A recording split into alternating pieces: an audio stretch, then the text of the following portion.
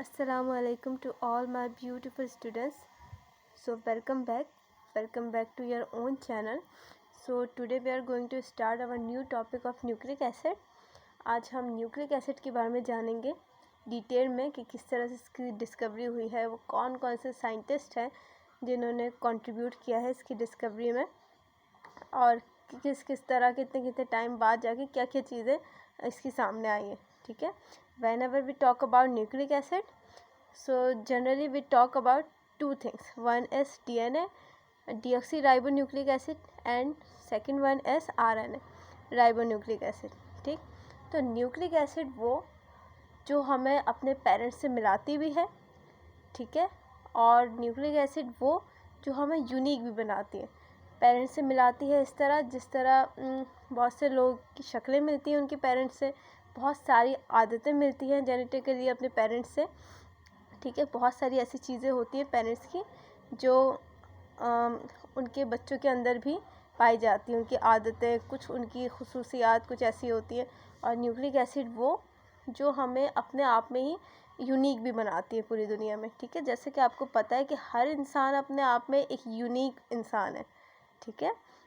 कोई इंसान किसी दूसरे इंसान से मैच नहीं करता है. हर इंसान यूनिक है. हर इंसान का यहाँ तक कि फिंगरप्रिंट तक यूनिक है. ठीक है.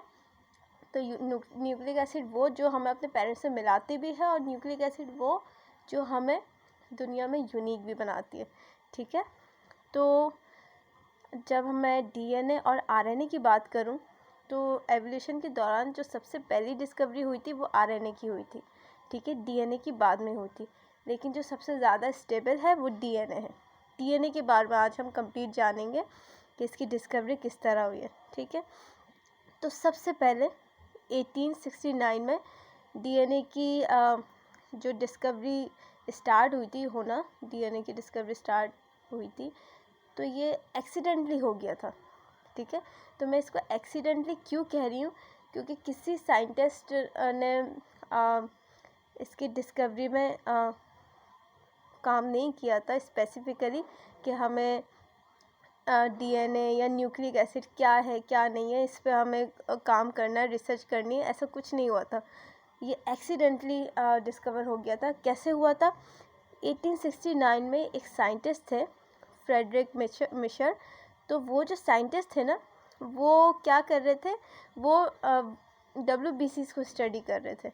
ठीक है. उन्होंने क्या किया, WBCs कुछ वाइट ब्लड सेल्स को कलेक्ट किया, और उनमें जो पस सेल्स थे उस पर वो स्टडी कर रहे थे.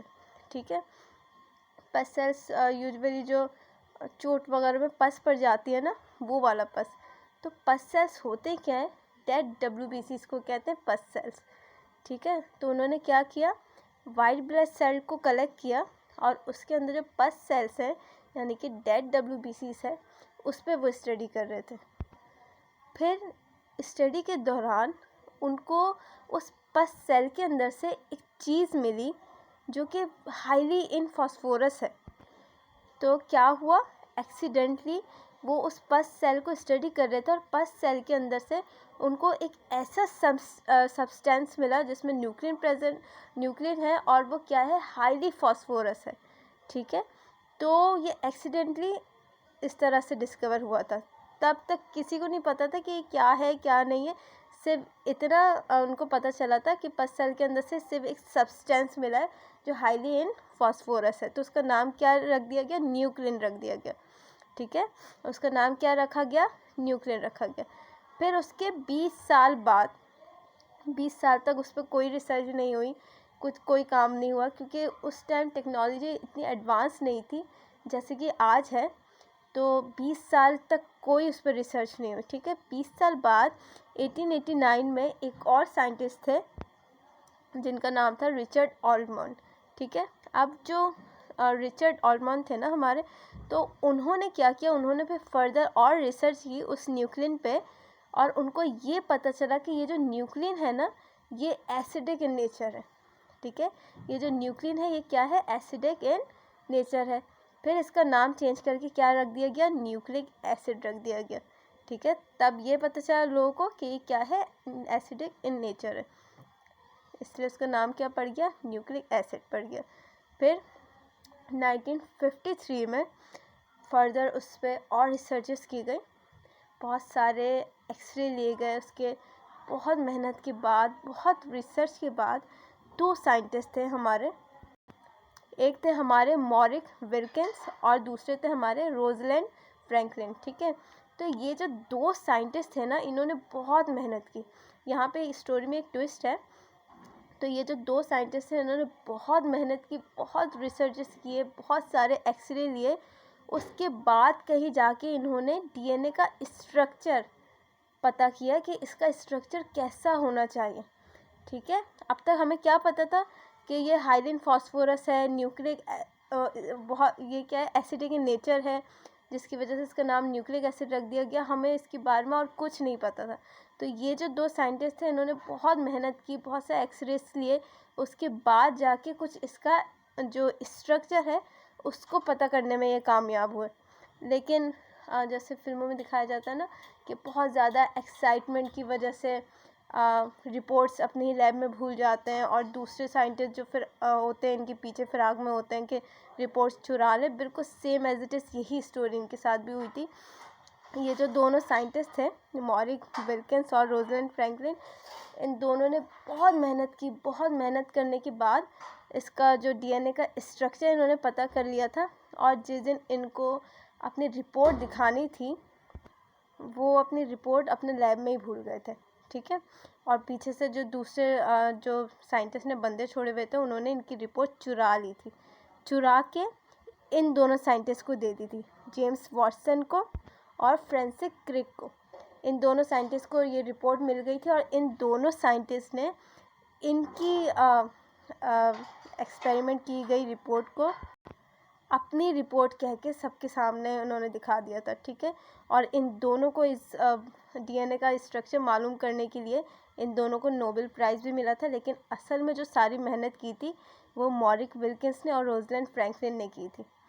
ठीक है, फिर फर्दर आगे इन्होंने जेम्स वाटसन ने और फ्रांसिस क्रिक ने इस रिपोर्ट की बेस पे, इस एक्सरे बेस्ड रिपोर्ट की बेस पे फर्दर बहुत सारी डिस्कवरीज़ की।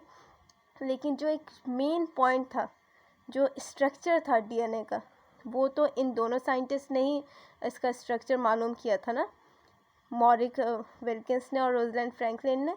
उसके बाद जितनी भी डिस्कवरीज़ की गई वो इसके बेस, इन रिपोर्ट्स के बेस पे ही की गई।